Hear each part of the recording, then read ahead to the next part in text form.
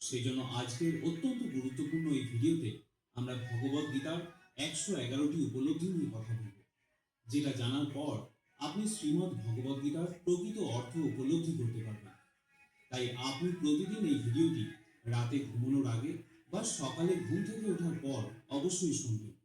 তাহলে চলুন এগোনো যাক পৃথিবীর সেই মহাজ্ঞানের ভাণ্ডারের দিকে, যা ভগবান শ্রীকৃষ্ণ স্বয়ং নিজের মুখে বলেছিলেন।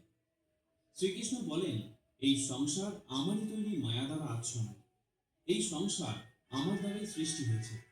আমি এই সংসারের পালন কর্তা, আবার আমি সবকিছুর বিনাশও করে থাকি। আমি অতীত, বর্তমান এবং ভবিষ্যতের সকল প্রাণীকেই জানি, কিন্তু বাস্তবে আমাকে কেউই জানতে পারে না।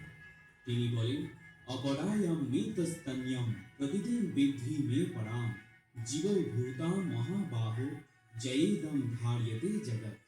এই নিকৃষ্ট প্রকৃতি ব্যতীত আমার আরেকটি উৎকৃষ্ট প্রকৃতি রয়েছে। সেই প্রকৃতি চৈতন্য স্বরূপা এবং জীবভূতা।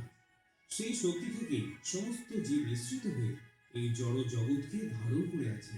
ভগবান বলেন, যেমন প্রকাশের জ্যোতি অন্ধকারে ঝলমল করে, একই রকম ভাবে সত্য ঝলমল করে। এজন্য মনুষ্যকে সর্বদা সত্যের পথেই থাকা উচিত। মৃত্যু হলো একটি অটল সত্য, যাকে কখনোই পরিবর্তন করা সম্ভব নয়। যখন থেকে এই সংসারে নির্মাণ হয়েছে, তখন থেকেই জন্ম ও মৃত্যুর চক্র ঘুরে চলেছে।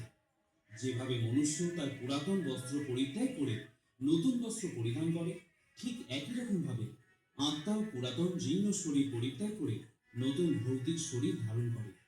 এটাই হলো প্রকৃতির নিয়ম।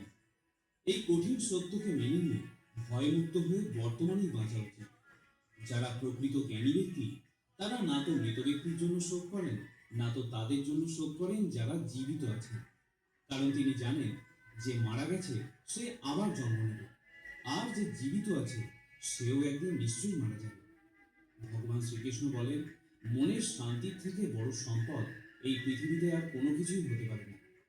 যে ব্যক্তি নিজের মনকে শান্ত রাখতে শিখে গেছে, তার থেকে বড় ধনী এই সংসারে আর কোথাও নেই। সময় কখনো মানুষের তৈরি পথে চলে না, মানুষকেই সময় তৈরি পথে চলতে হয়। একেই তো নিয়তি বলে। জীবন তখন কঠিন মনে হয় যখন আমরা নিজেকে পরিবর্তন করার পরিবর্তে